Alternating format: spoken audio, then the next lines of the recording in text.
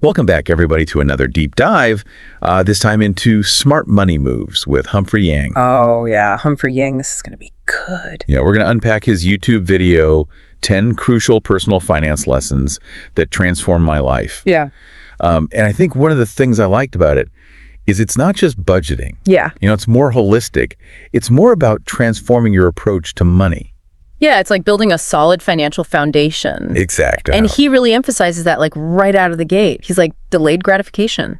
That's where it's at. Yeah, the art of waiting for bigger rewards. And I think he gives some really good examples of like investing and letting your money grow over time. And it's like amazing, those returns. Yeah, the long game, right? But then he also brings it down to everyday spending with that phrase like, if you can't buy it twice, don't buy it. Oh, that's such a good one. Isn't that good? Like it really forces you to think twice about those impulse purchases, And also I think another benefit of it is it makes you more conscious of where your money is going. Yeah. Which leads into his next point. Yeah. The big three numbers. Yes. Expenses, saving rate, and net worth. Those are the ones. Why do you think those three are the ones to watch? Well, it's like a holistic picture, right? Yeah. So you're tracking your expenses to see like, okay, where am I overspending or where can I improve? Yeah. And then saving rate is, are you consistently putting away money for the future? And then net worth is like, okay, what's the big picture? The big picture. Yeah. Yeah. And he suggests aiming for at least a 10% savings rate and then gradually increasing it over time. Now, I know for somebody starting out, 10% can seem... It can seem like a lot. Yeah. How do you think people can achieve that? Well, I think one of the things that helps a lot of people is to automate their savings. Yeah. Right? So you just set it up and forget it, and it's like you don't even miss it. You don't even miss it. Yeah. Gone. Yeah. Exactly. That's really good advice. Yeah. Now let's move on to investing. Yang cautions against getting too fancy with your investments. He says, keep it simple. Absolutely. And I know a lot of people fall into the trap of like different ETFs and stocks and thinking that that's diversification. Yeah. But he uses the example of like VO and VOE. Oh, yeah. Good one. And like a lot of the holdings overlap. Right. So it's like a false sense of... Yeah. You think you're diversified. Yeah. But you're not really. It's like ordering 5 things at a restaurant and they all have the same sauce. Oh, that's a good analogy. You're like, wait a second. I thought I was getting 5 different things here. Yeah. And I think all of us have been in that situation. I've totally done that. Yeah. So Yang's message is clear. Keep it simple. Keep it simple, long-term perspective. That's what matters. And I think it's easy to get like, caught up in the market and make these, quick decisions and all that. But yeah. Now, speaking of impulsive decisions, he talks about financing depreciating assets. Yes. And this is so important. Like cars, clothes, gadgets.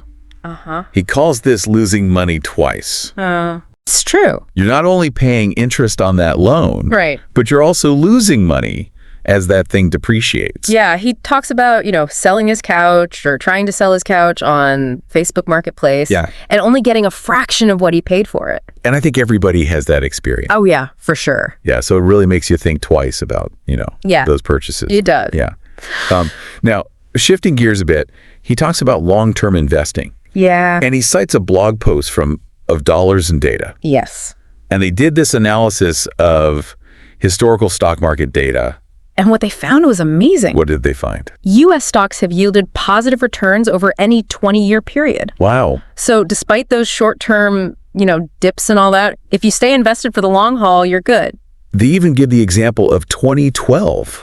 Oh, yeah. When everybody thought the stock market was overvalued. It was due for a correction, everyone thought. Right. But it kept going up. It kept going up. And if you had held on, you would have seen these significant gains. So I guess the lesson there is stay focused on that long-term strategy. Yeah. And don't get swayed by that day-to-day noise. Exactly. Time in the market is better than timing the market. I love that. Yeah. Okay, so lesson number 6 is about saving. Yes. And particularly in the early stages. The beginning. Yeah. Build that nest egg. It's crucial. And he's so right. When you're young, your income is low. Right. It might feel like investing is out of reach. Yeah. But even small, consistent contributions can add up over time. It's the compound interest, baby. Compound interest. Yeah, and he shows this using a calculator from the 4-Pillar Freedom blog. Oh, yeah. And it shows how much of a $100,000 portfolio comes from savings in those early years. Yeah, it's a big chunk. It's amazing. Right. So it just highlights the idea that every dollar saved today it grows into something much bigger. It's like planting a seed that will grow into a big, mighty oak. I love that. Yeah. Now, his next lesson is interesting. Okay, tell me. Investing should be boring. Oh, this is a good one. Yeah. Why do you think he advocates for a boring approach? Well, he says, like, if you've forgotten the password to your investment account, that's a good sign. Oh, really? Yeah, because you're not constantly checking it, obsessing over it. You're letting it do its thing. Yeah, and you're not making, rash decisions. He also shares a clip from his podcast with Morgan Housel, Yes. who wrote The Psychology of Money. Great book. And he talks about the importance of endurance in investing. Yes. And basically sticking with the plan, riding out those ups and downs. Yeah. I think that's where a lot of people get tripped up. They get scared. They get scared. Yeah, or they get too excited. Right. And they think they can beat the market. Yeah. But the slow and steady approach is often the best. That's like running a marathon, right? Yes, exactly. You have to pace yourself. You can't just sprint. Exactly. Yeah. And that brings us to lesson 8, where he warns against the comparison trap. Ooh, the comparison trap. That's a big one. Yeah. And this is especially true in today's world with social media. Oh, yeah. Everybody's showing their highlight reel. Right. And it's so easy to compare your financial situation to others. Absolutely. And feel like you're not doing enough. Right. Or you're not where you should be. Yeah. It can really mess with your head. And he makes a great point that social media often presents a distorted view of reality. Yeah. People only show the good stuff. So his advice is, focus on your own financial goals and values. Yes. Define what success means to you. I love that. Not what external pressures Or what other people are doing. are dictating. It's your journey. Yeah. Now let's dive into lesson 9. Okay. He introduces this concept of the 30K millionaire. Ooh, what is that? What do you think that means? Well, I'm guessing it's someone who maybe makes a good amount of money, Yeah. but spends it all to look rich. Yeah. They might drive a fancy car, wear designer clothes, go to expensive clubs, but behind the scenes, They're struggling. they're struggling. Yeah, they can't even afford a drink at that VIP table. He gives that hilarious example. That's true, though. Right. So it's really about prioritizing appearances over financial stability. Yeah, it's that whole keeping up with the Joneses thing. It's a classic trap. It is. Yeah. Now, finally, he emphasizes that risk is subjective. This is so important. What might be risky for one person Right. could be perfectly acceptable for another. It depends on your circumstances, your goals, your risk tolerance. And this is where he stresses that there's no one-size-fits-all approach to personal finance. It's personal. It's personal. And he really encourages us to critically evaluate any financial advice, Including what we're saying here. including what we're saying here, right? And determine if it aligns with our own situation. Yes. So it's about being informed and empowered Exactly. and taking responsibility for our decisions. Yes. Wow, we covered a lot of ground. We did. But I'm excited to dive into the practical application Yeah, let's get tactical. of all this in the next part of our deep dive. I can't wait. So stay tuned. Okay. Welcome back. So now that we've got the big picture, let's talk about actually putting these lessons into practice. Yeah, let's get tactical. Tactical, exactly. So Yang suggests instead of trying to do everything at once, Right. pick 1 or 2 lessons that really resonate with you. Yeah, it's like choosing your financial workout routine, Ooh, I like that analogy. You wouldn't try to do every exercise at the gym on your first day. No. You got to pace yourself. Right. So pick a couple of things to focus on and build from there. Okay, so let's say someone is really drawn to that. If you can't buy it twice, don't buy it. Yeah. Rule. Yeah. How can they start implementing that in their everyday life? Well, I think one practical thing is to give yourself like a waiting period Okay. before you make any non-essential purchase. Ooh, I like that. So 24 hours a week. Just pause. Yeah, hit the pause button. Yeah. Think about it. Do I really need this? Will it bring me lasting joy? Could I use this money for something more meaningful? You know, it's amazing how often just by asking those questions, Yeah. the urge to buy disappears. It does. Yeah. Like you talk yourself out of it. Exactly. Now, if someone's still struggling Yeah. with those impulse purchases, maybe they need to remove the temptation altogether. Absolutely. Unsubscribe from those emails. Yeah. Unfollow those influencers. Don't go on the shopping apps. Yeah. Get it out of your face. Exactly. Now let's move on to the big 3. Tracking your expenses. Savings rate net worth. Yes. Now, it sounds simple, but I know some people can be intimidated Oh, yeah, for sure. by the process. Yeah. What are some tips to make it less daunting? Well, thank goodness for technology these days. Yes. There are so many apps that you can use. Yeah. Connect your bank accounts, categorize your spending. You can really see where your money's going. And I've actually used these apps. Yeah. And it is a game changer. It is. I mean, it really helps you stay on top of it. Yes. Do you use anything? Oh, yeah, for sure. I mean, I found I had some sneaky spending habits I wasn't even aware of. Really? Oh, yeah. Interesting. And for tracking net worth, what are some tools people can use? You can use spreadsheets. There are online calculators. There are even apps specifically for net worth. So really just find what works for you and stick with it. And be consistent. Consistency is key. Yes. It's not about being perfect. Right. It's about those good habits. Absolutely. Now, speaking of habits, let's talk investing. Okay. Yang's advice, keep it simple long term. The boring approach. The boring approach, yes. Yeah. This is such a good reminder to resist those get-rich-quick schemes, Oh, my gosh. Yes. Stay away from those. which are so tempting. I know. You know when you see other people bragging about Oh, yeah. All over social media. their market wins? Right. But Yang and Morgan Housel, they both emphasize patience and discipline, The long game. the long game. Yeah. And this is where I think so many people get tripped up. They want that instant gratification. Yes. They want to see the results right away. Yeah. And they think they can outsmart the market. Oh, yeah. But it's like the story of the tortoise and the hare. Ow, I love that analogy. Right. Slow and steady wins the race. Yes. So for someone who's new to investing, Okay. how can they embrace this boring approach?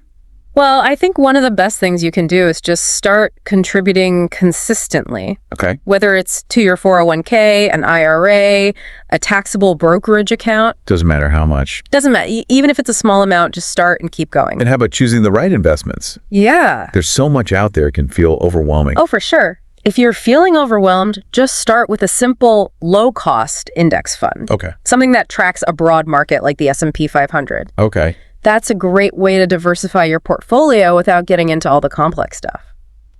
So you don't have to be an expert to make smart decisions. Not at all. That's reassuring. Yeah. Now let's shift gears a bit Okay. to the mindset piece. Yes. Yang talks about delayed gratification, avoiding comparison, focusing on your own values. But these are so important. They're the foundation. The foundation of a healthy relationship with money. Yes. So delayed gratification is about making those choices today that will benefit your future self. Exactly. It's about choosing to save for that dream vacation or invest for retirement instead of giving into that temptation for instant gratification. It's a muscle you have to build. You have to build it up. Yeah. And then avoiding comparison. Oh, this is a big one. This is a big one. Especially with social media, you know? Yes. So easy to fall into that trap. Like everybody's on vacation all the time. Right? Or driving a fancy car or, whatever it is. Right. And we forget that everybody's journey is different. Absolutely. So focus on your own goals. Yeah. Your own values. Tune out the noise. Tune out the noise. Yes. Define what success means to you. Yes. I love that. Not what society or social media dictates. Exactly. So before we move on to the final part of our deep dive, let's just pause for a moment and reflect. Yeah. What are some of your biggest takeaways? Yes. What resonated with you? What actions are you inspired to take? What's that one small step you can take today to move closer to your goals? And we're back for the final part of our deep dive into Humphrey Yang's financial wisdom. We've talked about the mindset, the tips. Now let's bring it all together and talk about actually creating lasting change. Yeah, time to put those financial muscles to work. Okay, so let's start with expenses. Okay. He emphasizes tracking and managing our spending. Yes. But how do we make cuts without feeling deprived? I think it's about being mindful and intentional, right? It's not about just cutting back on everything, but really focusing on what brings you joy and value. Yeah. So identify those areas where you're maybe overspending on things that don't really matter to you. Right. Like those daily takeout coffees. Oh, yeah. Those subscription boxes. Yeah. You never use those impulse purchases that just end up in a drawer. I've been there. We've all been there. It's about shifting your mindset from deprivation to conscious choice.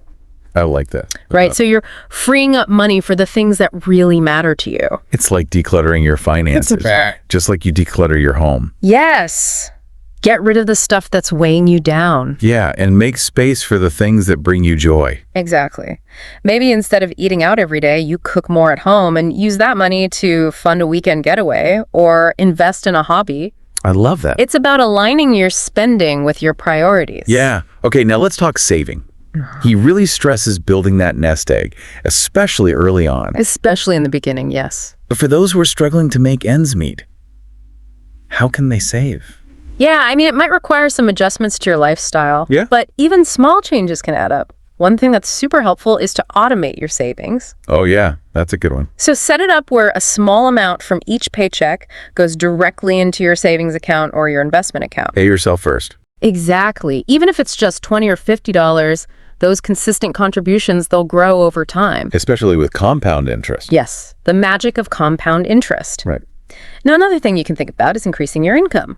No. Right? So maybe take on a side hustle, negotiate a raise at work, learn new skills that could lead to a higher paying job. Have you ever considered doing any of that?